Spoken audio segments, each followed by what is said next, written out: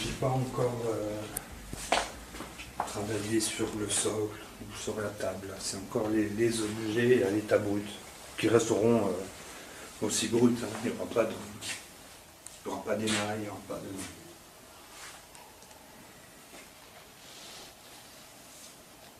Comment Donc ce sont des pains que j'ai transformés à coups de massue, de massette, dans un temps très très limité.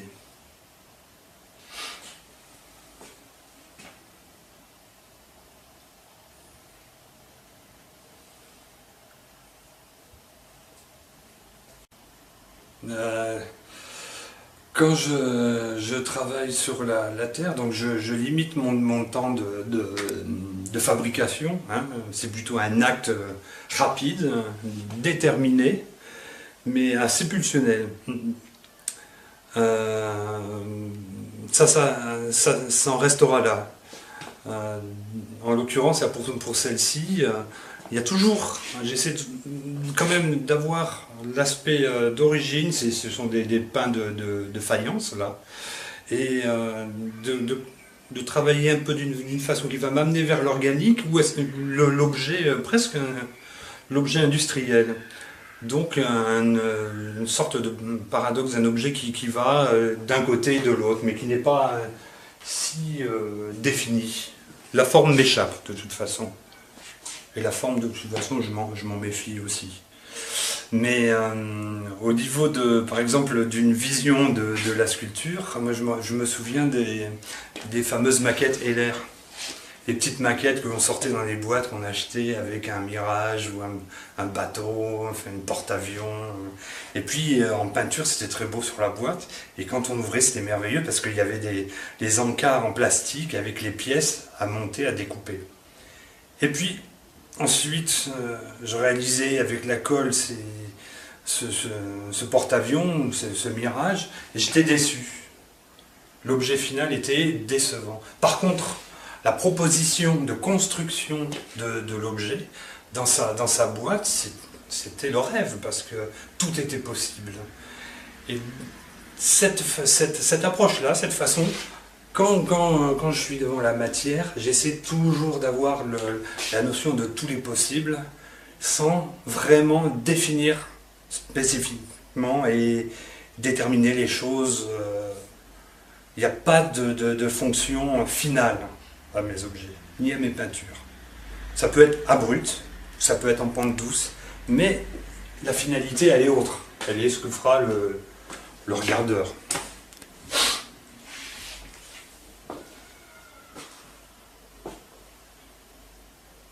Là, par exemple. Pas besoin de plus. Hein.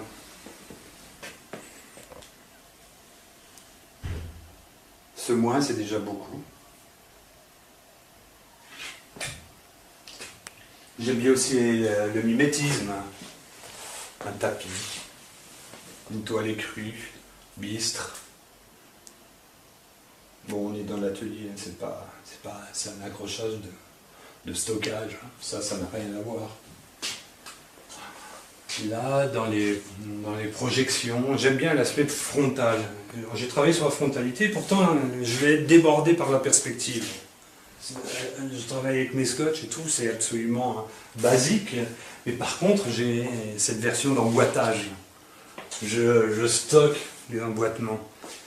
On est dans la bidimensionnalité, la frontalité, et pourtant, j'ai plus que jamais l'impression que je peux tomber dans un puits. Un puits. Le puits qui descend le long de la pyramide vers la chambre funéraire.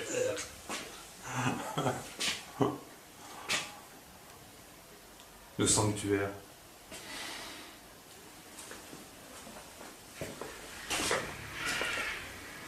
Ah, tout cintré.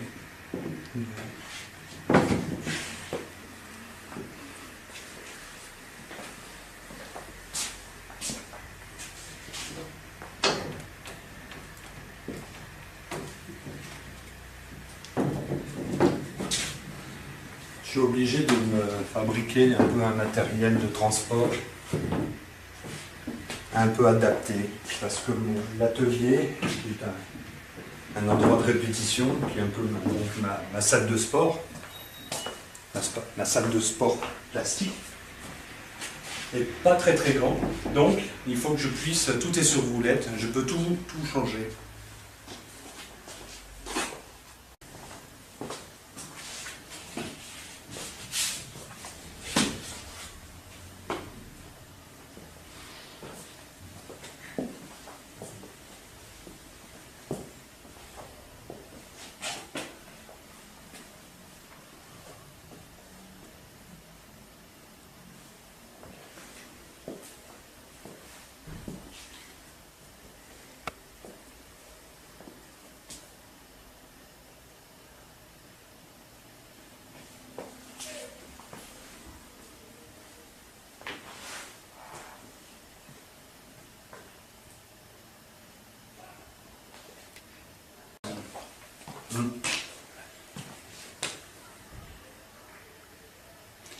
Elles fonctionnent comme des partitions. Elles sont très proches d'une. C'est pour moi quelque chose qui va basculer du dessin à la peinture, du dessin à l'installation, du dessin à une sorte de sonorité sourde, architecturale. Elles sont vraiment évolutives. J'ai pas envie de m'arrêter. Je suis limité par l'espace, mais je sens que là je bascule dans une dimension beaucoup plus large, beaucoup plus ouverte. Là, on est encore dans l'idée des éléments pour construire quelque chose. Il y a une partie de l'édifice, une partie de...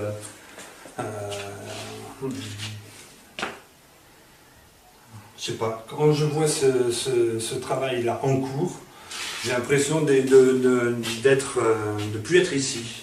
J'ai l'impression d'être au Mexique, dans un bâtiment d'une colonie espagnole.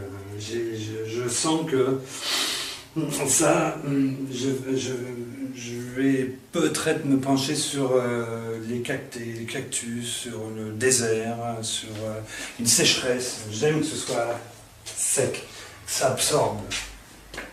On dit qu'il y a des arbustes à condensation lente en Corse, dans le désert de l'Arizona. Je sens que ces peintures sont faites pour aller là-bas, dans l'Arizona. J'ai dit peinture. J'aime pas définir à ce point-là ces choses, ces éléments, ces parties d'éléments.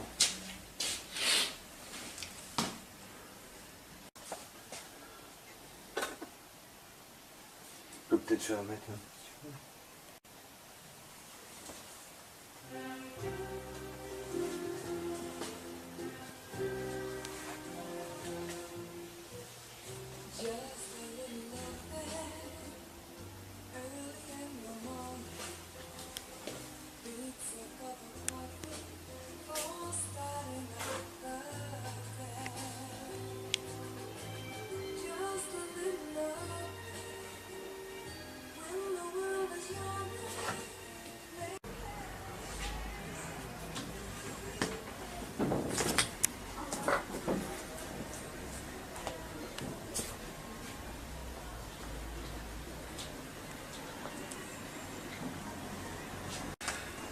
Oui, je te parlais tout à l'heure du mimétisme et puis de l'aspect du vieillissement des objets, vieillissement des toiles, de quelque chose qui devrait être nouveau et dont le matériau va déjà avoir subi un vieillissement prématuré. La lumière, et là, celle-ci, elle est placée là depuis quelques temps et j'ai travaillé en fonction vraiment de son emplacement. Ici, donc le travail en extérieur, là, dans la cour, c'est l'atelier côté cour, on va dire, hein, me permet de préparer les supports, de commencer à les travailler dans un autre contexte. Hein, dans un contexte aujourd'hui beaucoup plus humide. Et bon, et puis ça, et pour tous les produits, les bombes, les produits toxiques, les découpes, tout ce qui est projection. Donc, je travaille beaucoup dans ce lieu-là. Et après, je rentre le soir ou pas, les éléments, les toiles.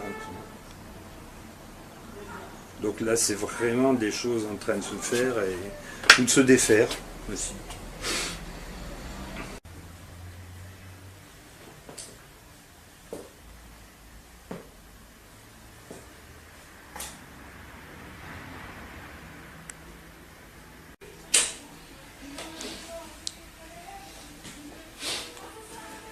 Je vais mettre l'autre.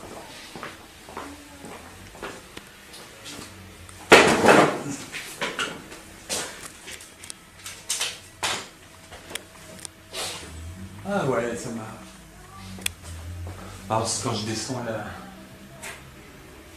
le volet, on est passé en mode club.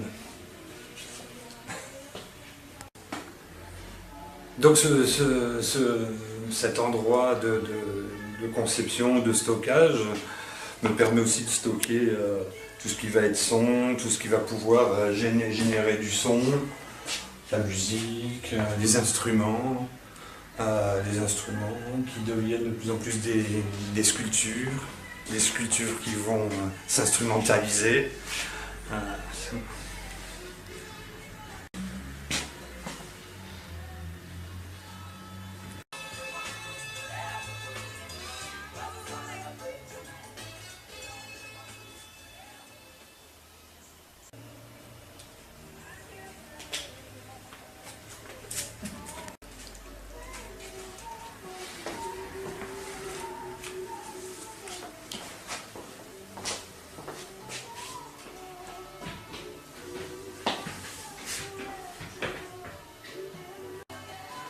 Chaque module est un ensemble qui est en devenir.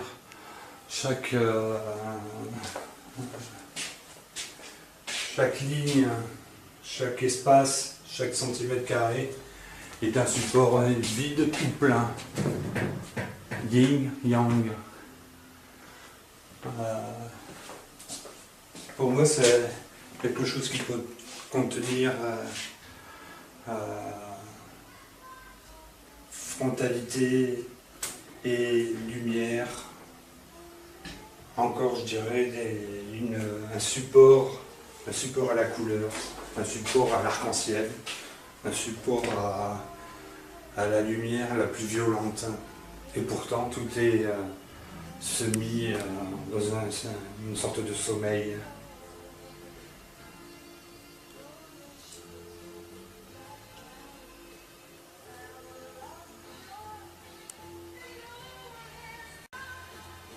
Je pourrais jamais rajouter une touche de plus, un élément de plus. Ni une couleur. Et pourtant la couleur, elle me paraît plus que jamais présente.